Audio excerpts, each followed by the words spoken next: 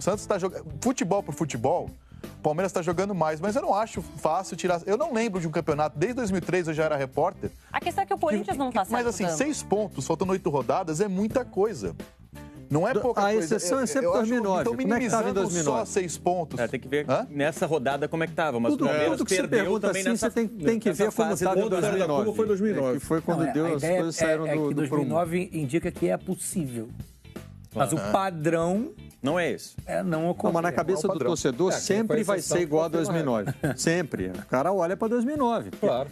Mas eu sempre faço a seguinte... Assim, acho que se tem um time que pode tirar o título do Corinthians, esse time é o Palmeiras. Não tem a menor dúvida disso. Sim. Acho muito pouco provável que o Santos chegue, que o Grêmio, como disse o presidente ali agora há pouco, o Flamengo, enfim, todo mundo que vem atrás ali, é muito pouco provável que chegue. Se alguém tem condições de fazer isso, é o Palmeiras. Mas eu concordo com o Vitão. Ainda acho a vantagem do Corinthians muito grande. É que o Corinthians tem na sequência Ponte Preta desesperada fora de casa, né, domingo agora, e depois tem o clássico com o Palmeiras. E tradicionalmente clássicos entre Palmeiras e Corinthians são muito complicados. Em casa ou fora. O Corinthians ganhou do Palmeiras no primeiro turno jogando lá na Arena do Palmeiras. Não seria surpresa se o Palmeiras fosse a Arena do Corinthians e ganhasse o jogo lá, entendeu?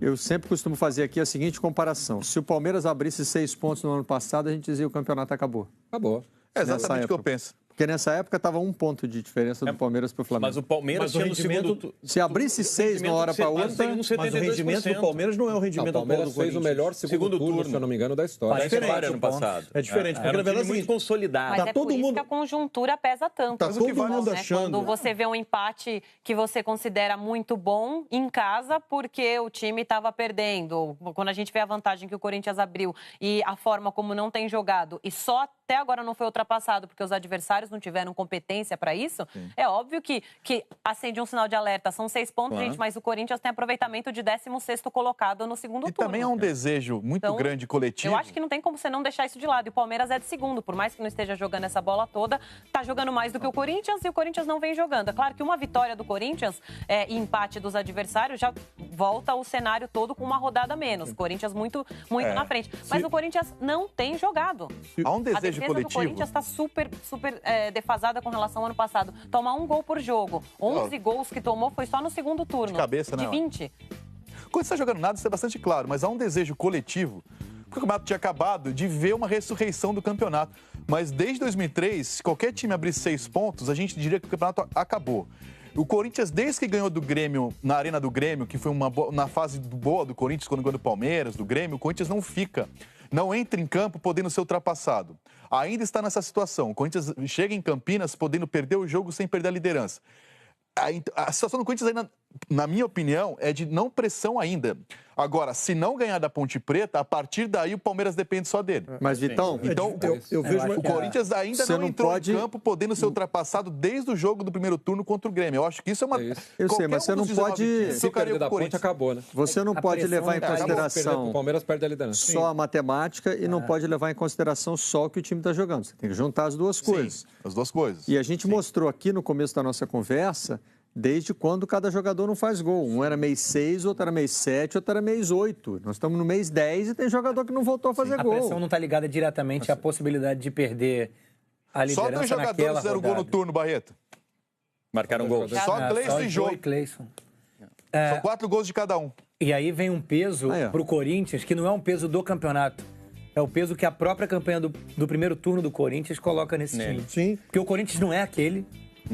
do primeiro não é turno invicto, 40%. mas não é esse. Não é 40%. De zona de rebaixamento do segundo turno. Se fizesse um mix do Corinthians do primeiro turno com o Corinthians do segundo turno, talvez hoje essa diferença de 6 pontos deixaria o torcedor do Corinthians mais tranquilo. Porque aí você, na verdade, é o seguinte, a preocupação acho que não está na matemática, está na questão do rendimento.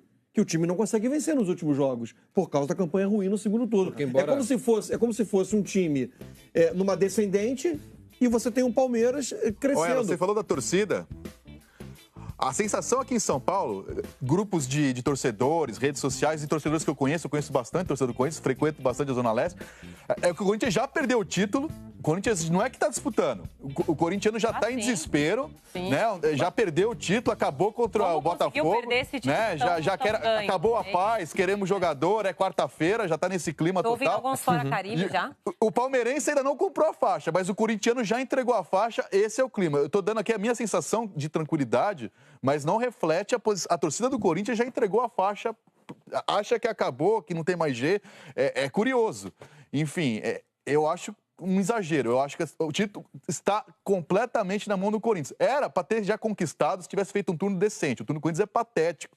E ainda assim está numa situação pelo bom primeiro turno. Vitão. Tem o Avaí em casa. Oi? Não, eu acho assim que completamente na mão do Corinthians não está mais. Eu também acho que não. E no futebol a gente usa uma palavra, nós jornalistas esportivos usamos uma palavra que uma vez eu falei aqui no Redação antes de um jogo do Corinthians, aqui no Seleção antes do jogo do Corinthians contra o Atlético Mineiro no primeiro turno. Daí a gente dizia aqui que o jogo seria decisivo. Se o Corinthians ganhasse, ninguém mais tirava a taça do Corinthians. Pô, isso faz, sei lá, 15 rodadas. E o Corinthians ganhou. Só que agora é diferente. Eu vou te dizer que agora eu vou usar essa palavra decisiva, porque tem o clássico daqui 2 semanas. Eu acho que esse clássico sim pode decidir o Campeonato Brasileiro. Se o Corinthians não ganhar esse clássico, aí a decisão vai até o fim. Se o Corinthians ganhar, aí eu acho que o Corinthians se torna campeão brasileiro. O Corinthians não perder, né? Se o Corinthians perder, o cenário muda um pouco mais. Não ganhar não é o problema. Se o Corinthians ganhar da Ponte Preta no domingo, o Palmeiras pega o Cruzeiro na segunda-feira em casa, né? Vamos imaginar que o Corinthians ganha da Ponte Preta e o Palmeiras empate. O Corinthians entra contra o Palmeiras para empatar. Empate, eu acho que se os dois ganharem, o empate é bom. Da Ponte Preta, imagina nós vamos ter uma decisão de insegurança desses jogadores para enfrentar o Palmeiras no domingo. Porque o Palmeiras, se ganhar do Corinthians, eles empatam em pontos e o Palmeiras ganha mais vitórias. É por isso que eu acho que você tem sempre que raciocinar qual é o impacto na matemática e qual é o impacto no momento do time. Porque, assim, na matemática, se Corinthians e Palmeiras ganharem ou tiverem o mesmo resultado na próxima rodada e o Corinthians empatar, é bom resultado. Porque mantém o Palmeiras a 6 pontos, faltando aí já 6 rodadas. Foi um empate contra o Grêmio. O Palmeiras precisa tirar um ponto por rodada. Foi um bom empate contra o Grêmio em casa. Era chamado empate, saber somar pontos. Esse era o Palmeiras do ano passado, que tinha 6, 7 pontos de vantagem, faltando 8, 9 rodadas do campeonato, e tu sentia uma liderança tranquila. Isso não está acontecendo agora. Por causa do rendimento do time em campo. Por causa do rendimento, que tinha o melhor segundo turno da história. Era um time mais consolidado. E no momento bom, o Corinthians não está no momento bom. O Rafa é um cara muito mais entendido de estratégia, de tática, eu não sou muito ligado nessas coisas, mas enfim, olhando, e por força de escala, que no canal eu tenho feito muito jogo do Corinthians, na maior parte dessas partidas que a gente acha que o Corinthians foi muito mal, o Corinthians não jogou tão mal assim. Contra o Botafogo não jogou tão mal assim. O Léo está dizendo que foi o melhor jogo do segundo turno do Corinthians. Disse aqui ontem. Não foi. Não, acho que não foi. Mas assim, foi Vasco. Não acho que ele jogou... Por exemplo, ele perdeu para o Santos na Vila, não estava jogando mal, não jogou mal aquela partida. Mas perder para o Santos na Vila não chega a ser uma tragédia. Assim como acho que não é uma tragédia perder para o Botafogo aqui no Rio. O ruim é perder para o Bahia, é perder para a Vitória em casa, é perder para o Atlético. Esses jogos é que estão fazendo falta. Mas assim, a sensação que eu tenho do Corinthians é que, primeiro, tecnicamente o time caiu. Em termos de jogo, de tática, de trabalho em campo, o time não tem jogado mal. Mas tem finalizado muito menos do que finalizava. Tomou 2 gols de escanteio contra o Botafogo. Coisa que a gente não viu acontecer no primeiro turno, né? E ainda hoje eu estava lendo sobre isso, diz que a coisa que o Carille mais treina é demais. Ele falou isso no jogo. Entendeu? Estava chateado com essa situação. Porque, então, tecnicamente, o time perdeu. Por exemplo, o Jadson não é sombra do que foi no primeiro turno. O Rodriguinho não é sombra do que foi. O Arana Os dois não é laterais. Wagner caiu muito. O próprio Maicon caiu muito. Então, essas ausências técnicas é que estão matando o conjunto do Corinthians, que não acho tão ruim assim. Tem um lado, por isso que eu comparei esse Corinthians com o próprio Corinthians, não com o campeonato. Não ter um adversário à altura, e não teria mesmo aquela campanha de 15 vitórias e 4 empates, seria fora da curva, qualquer que fosse o rendimento das outras equipes. A partir daí, eu acho que tem a ver com desmobilização.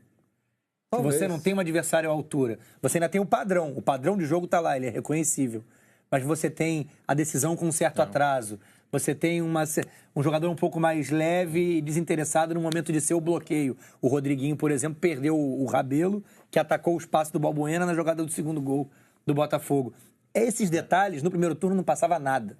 O time estava concentrado inteiro dentro do... Mas existe essa avaliação interna, justamente em função disso, que o time não tem a mesma concentração, porque antes o Corinthians não estava precisando ganhar para se manter numa liderança tranquila e folgada, porque os adversários não estavam fazendo nada. Agora não está acontecendo mais isso. Acabou, hein?